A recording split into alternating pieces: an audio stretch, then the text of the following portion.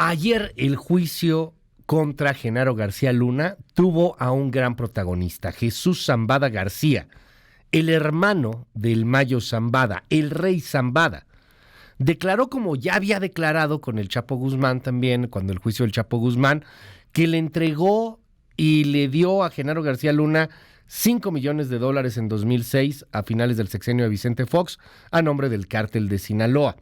Dijo el rey Zambada también que García Luna y otros altos funcionarios recibían millones de dólares en pagos del Chapo Guzmán, en pagos del Mayo en ese entonces, aliados, en pagos del cártel de Sinaloa, hegemónico para esa época, para la época de Fox, de Calderón, todavía con Peña Nieto. Por otro lado, el acusado declaró ante el juez Brian Cogan que no testificará por su causa en este juicio. Tengo en la línea telefónica, para mí de verdad es siempre un honor, un privilegio poder platicar con Penilei Ramírez, una periodista a la que admiramos, de la cual seguimos muchísimo su trabajo, y que ella ha seguido durante más de una década el caso Genaro García Luna. Penilei, hoy es el último día en que se presentarán los testigos de la Fiscalía, si no me equivoco. ¿Cómo has visto todo el juicio? ¿Cómo viste lo de ayer? Te mando un fuerte abrazo allá hasta Nueva York. Gracias por tomar esta llamada. Buenos días. Muy buenos días, saludos desde la Corte del Distrito Este de Nueva York. Hemos estado aquí afuera de la Corte desde las 4:30 de la mañana. Otra fría mañana de febrero acá en Nueva York, y estamos listos para escuchar el segundo día del testimonio del rey Zambada, el hermano del Mayo Zambada. Hoy debe terminar las preguntas de la defensa al rey Zambada y luego habrá tiempo para más preguntas de la Fiscalía, y hoy debemos escuchar a la única persona que va a testificar en este juicio a favor de García Luna. Algunos medios han dicho que será Cristina Pereira, su esposa. En realidad lo sabremos ya confirmado cuando podamos entrar y veamos quién va a ser la persona que testifica a favor de García Luna. Como tú mencionabas, él ya decidió que no va a testificar, y lo hizo después de que el juez no le concedió una petición de su defensa para que no le preguntaran sobre su fortuna en Miami y sus negocios después de 2012, cuando él dejó el gobierno federal.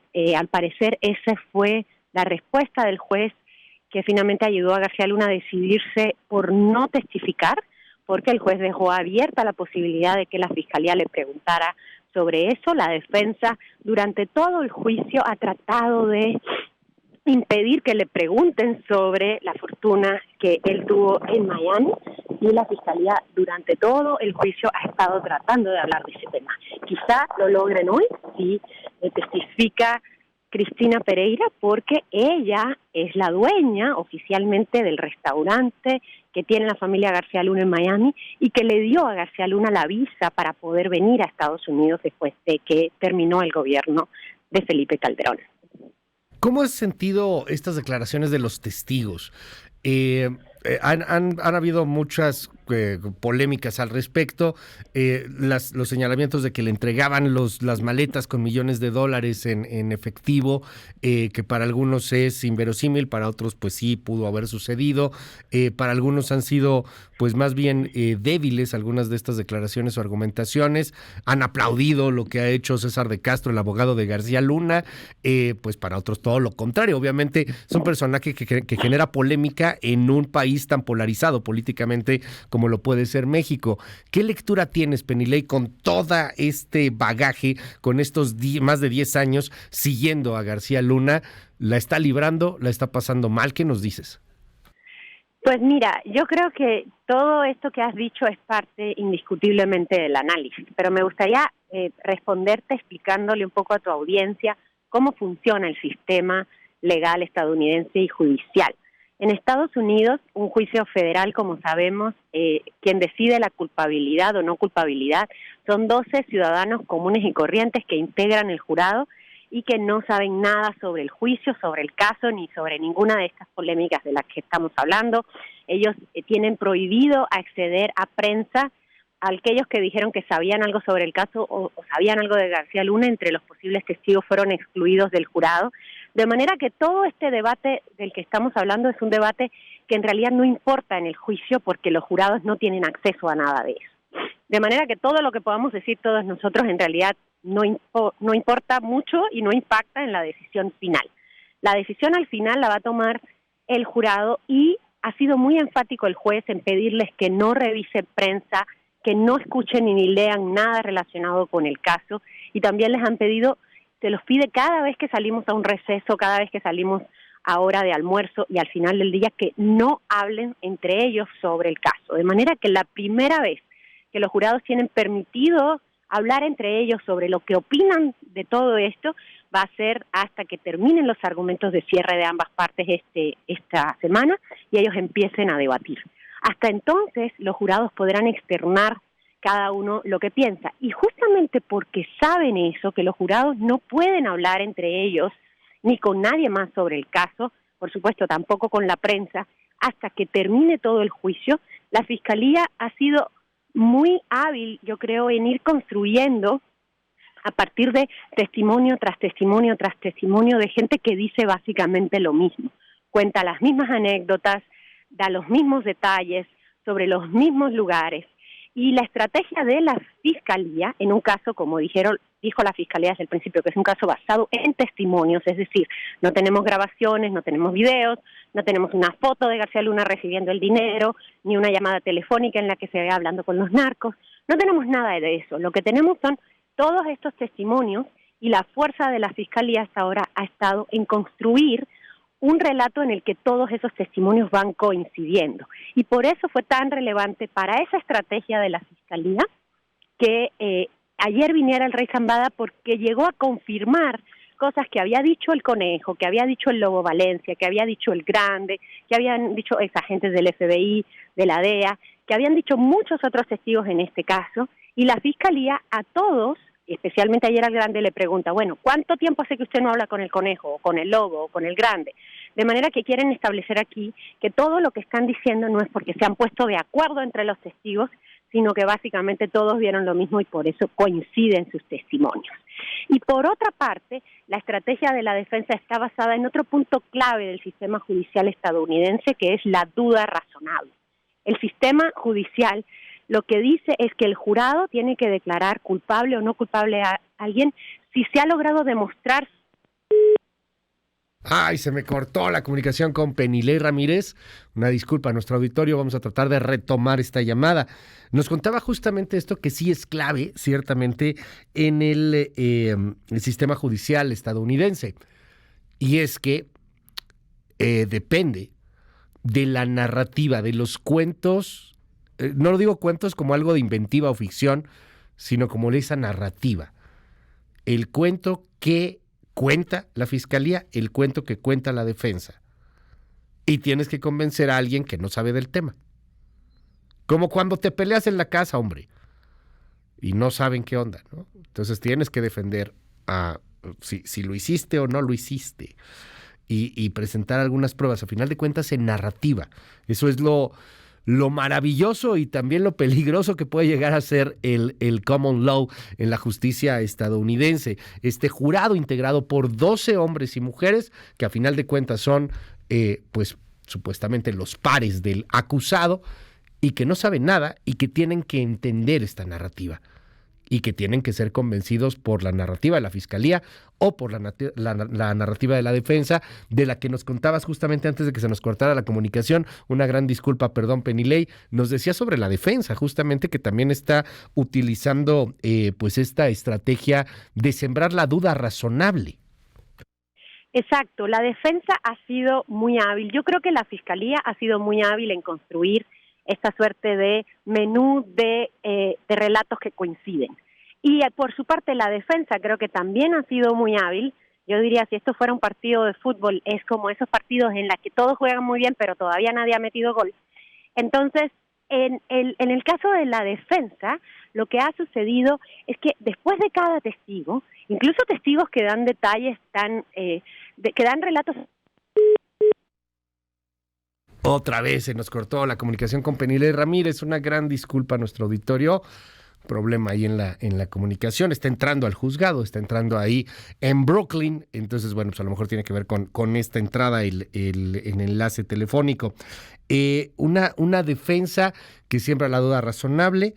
una fiscalía que pues va señalando todos los daños que le hizo a la nación norteamericana, que por ejemplo, aunque no tiene que ver, y esto también es muy interesante, aunque no tiene que ver el fentanilo, porque no está acusado de fentanilo, sino de tráfico de cocaína, sí tiene que ver con la crisis de drogadicción, de adicciones, que se está viviendo en los Estados Unidos desde hace al menos algunos años, en donde el año pasado, tengo entendido, más de 100,000 personas mueren por estas adicciones. Entonces, bueno, pues son estas narrativas. Penilei, una súper disculpa, perdón, aquí un problema con los duendes que nos cortan la llamada. Perdón, Penilei. Bueno, trato de terminar esa parte. Lo que decía es que, por ejemplo, en algunos testigos la fiscalía le pregunta, si era un policía, le pregunta, la defensa dice, ¿usted le tenía envidia a García Luna? ¿Usted le tenía celos a García Luna? Y quizá por eso sí se está declarando esto. En el caso de otros testigos dice, bueno, pero usted se reunió tantas veces con los fiscales y nunca mencionó a García Luna hasta este momento. Ayer, por ejemplo, le preguntaban al rey Zambada, usted se reunió muchas veces con los fiscales de Estados Unidos en 2012 y no fue hasta 2013 que mencionó a García Luna. Y con eso la defensa es muy hábil, porque realmente podríamos decir, bueno, hace 10 años que Rey Zambada viene diciendo que García Luna es... Hace 10 años que claro, viene diciendo el Rey Zambada que García Luna trabajaba con el cártel y tal. Pero la defensa es muy hábil y logra voltear eso y decir, bueno, en todo el 2012 nunca lo mencionaste. Entonces eso significará que probablemente estás inventando. Y nunca dicen, estás mintiendo, pero logran ir haciendo preguntas que siembran esa duda en el jurado. De manera que las dos partes están haciendo su mejor trabajo, que es uno, tratar de convencer, y el otro, tratar de hacer dudar a los jurados, de manera que no parece que van a tenerla muy fácil. Recordemos que son 5 cargos sobre los que tienen que decidir, y el jurado, una vez que termine todo este proceso esta semana, se tienen que reunir y empezar a analizar cargo por cargo. De manera que no creo, me sorprendería mucho que tuviéramos un veredicto esta semana, considerando que la Corte no sesiona los viernes, que el próximo lunes es feriado aquí en Estados Unidos, porque es el Día de los Presidentes. Claro. De manera que el último día de labores en la Corte esta semana sería este jueves, y luego no tendríamos más actividad hasta el martes de la semana próxima. Y probablemente ese martes pudiera llegar a haber veredicto. La cosa es que en el momento en el que terminen los argumentos de cierre, que al parecer eso va a ser mañana, se les da instrucciones al jurado, que eso puede ser incluso esta tarde, y después de eso ellos empiezan a decidir, tienen que analizar cargo por cargo y decidiendo cargo por cargo. Ellos pueden tardarse lo que quieran. En el caso del Chapo se tardaron 15 días en decidir. Y en todo ese tiempo tenemos que seguir viniendo al juzgado todos los días, estar esperando aquí en la sala de prensa, porque en cualquier momento nos pueden decir el jurado ha decidido, y tenemos que subir al 8º piso y enterarnos de cuál es la decisión. Yo, francamente, no creo que lo decidan en un par de días. Es un caso complicado, son muchos elementos, son 5 cargos, pero cualquier cosa puede pasar. Es decir, a partir de los argumentos de cierre hay que estar muy atentos, porque en cualquier momento el jurado puede anunciar que ha llegado a una decisión. Y recordemos, un poco más para explicar eso del sistema judicial estadounidense, que la decisión del jurado tiene que ser unánime. Es decir, todos tienen que estar de acuerdo en su decisión sobre todos los cargos, y si no llegan a una decisión unánime, se desecha todo el juicio y tienen que volver a empezar. Hoy se presenta también la testigo, que parece va a ser la única testigo de la defensa, la esposa de Genaro García Luna, tal vez, o sea, no está confirmado si es Cristina Pereira o no, pero estaríamos hablando que hoy se cierran ya la presentación de testigos y la presentación de alegatos finales sería mañana, Penilei, ¿lo entendemos así? Entendemos que sí. Todo va variando, y hasta la verdad es que es muy difícil afirmar nada hasta que lo vemos en corte. Pero parece ser que los alegatos finales, estos argumentos de cierre de ambas partes, serían mañana, que es el único momento en todo el juicio en el que las partes, es decir, tanto la fiscalía como la defensa, le hablan directamente al jurado. Al principio del juicio con los argumentos de apertura, y ahora al final del juicio. Entonces, por supuesto, la defensa le va a decir, bueno, mire, no ha quedado demostrado más allá de la duda razonable, casi todos los testigos que han traído son de oídas, no han traído nada en concreto, todo esto que estamos escuchando del lado de la defensa. Por parte de la fiscalía le van a decir, mire, si hemos logrado demostrar, por supuesto este señor es culpable, lo tienen que declarar culpable. O sea, cada uno va abonando a su propia estrategia. Y después de eso, el jurado se reúne en privado y se toma el tiempo que se tenga que tomar para decidir sobre cada uno de los cargos. Claro, y déjame preguntarte dos cosas más. Se ha hablado mucho sobre una especie de doble cara. Hay quien se atreve a decir hasta que es hipócrita. Que se ha cuidado un poco el asunto de los agentes estadounidenses. ¿Qué tanto influyó o no influyó la corrupción que pudo haber permeado en las agencias de inteligencia y en las agencias de combate a las drogas como la DEA o como la CIA o como todas las agencias en donde participó de alguna u otra manera Genaro García Luna, cercano pues, obviamente a estos gobiernos, cercano particularmente al gobierno de Obama? ¿Qué nos dices sobre ese asunto? ¿Tú cómo lo has percibido? Bueno, por parte de la DEA, tú sabes que es un tema que a mí me interesa muchísimo. Claro. De hecho, hicimos todo un episodio sobre el tema de la DEA en el podcast que yo conduzco con María Hinojosa, USA versus García Luna. Estamos preparando otro episodio específicamente sobre ese tema. Está buenísimo. Y lo que creo es que ha sido una omisión muy clara en el juicio. Obviamente Estados Unidos no quiere, diríamos en México, darse un tiro en el pie. Y evidentemente ellos no van a poner en juicio a su propia agencia estrella antidrogas, que es la DEA. De manera que hay algunos elementos en el juicio que sí permiten hablar por lo menos de omisión, por lo menos de muchas advertencias que tuvo Estados Unidos sobre García Luna y que fueron ignoradas, o por lo menos que no fueron seguidas diligentemente, y sí hay información bastante sobre eso en el juicio, la hemos visto. Lo que pasa es que, de nuevo, el juicio es como un gran rompecabezas y toca ir sacando elementos por elementos para entender de qué va esta historia. Podemos estar pendientes del juicio, al final de cuentas, del jurado, y la resolución a la que lleguen. No sé, yo lo digo totalmente en especulación y en un afán casi que hasta de quiniela con una de las mujeres que más ha conocido sobre el tema de García Luna y que lo ha seguido de punta a punta y cada minuto del juicio. ¿Crees que la libre en alguno de los 5 cargos, Penilei? ¿Será declarado culpable? ¿Qué dices? Insisto, es especulación totalmente, entendiendo todo el sistema judicial estadounidense, este choque de narrativas de la Fiscalía y de la Defensa. ¿Qué convencerá? Pues mira, la estadística en Estados Unidos es muy clara, dice que en el 98% de los casos como este se declara culpable a la persona implicada, de manera que si vamos a la estadística en general, Estados Unidos tiene un 2% de probabilidad. Que caiga en ese 2%, pues es posible, siempre es posible, por eso hay un juicio. Yo creo que hasta ese momento no ha habido lo que en Estados Unidos le llamaríamos un smoking gun o una prueba irrefutable, o sea, no tenemos, como yo decía al principio, el video de García Luna recibiendo el dinero, ni la foto, ni la grabación, no tenemos como en el juicio del Chapo unas grabaciones de él negociando, por lo menos, a lo mejor sale hoy, pero no ha salido en todas estas semanas. De manera que es mucho más difícil especular, porque todo va a ser a consideración del jurado, si ha ganado esta narrativa de sembrar la duda razonable o ha ganado la narrativa de muchos testimonios que coinciden más o menos en el mismo relato. Seguiremos de cerca esto. Penilei Ramírez, te aprecio muchísimo que nos hayas tomado esta llamada tan temprano y con el frío. Creo que ya hace un poquito menos de frío, ¿no? Bueno, pues yo estoy congelada, con las manos ahora que tengo afuera para coger el teléfono, estoy congelada, estamos aquí desde las 4:30 de la mañana. Te mando un abrazo, Penilei, muchísimas gracias por la diferencia aquí en MBS y te seguimos y estamos escuchando también el podcast, esperando pues este último episodio, me imagino, bueno, no sé si va a ser el último, pero sí pues el que viene ya después de los jurados, el de USA contra García Luna, creo que vale muchísimo la pena echarle un ojo y poderlo escuchar. Pues estamos planeando algunos episodios más para un poco entender cómo termina el caso, qué significa y qué viene después para García Luna. Recordemos que este no es el único caso en el que él está señalado. Él tiene pendiente un caso civil en Miami, un caso criminal en México, de manera que no es que con este juicio se acaben todos sus problemas legales, cualquiera que sea el resultado. Y un poco lo que vamos a hacer es explicar en el podcast, bueno, y después de esto, ¿qué? Estaremos muy pendientes. Gracias, Penilei, fuerte abrazo. Gracias, hasta luego. Hasta luego, son las 6 de la mañana con 37 minutos. Bueno, pues ya estaremos atentos a ver si la siguiente semana se ve complicado, pero si la siguiente semana inclusive ya hay veredicto.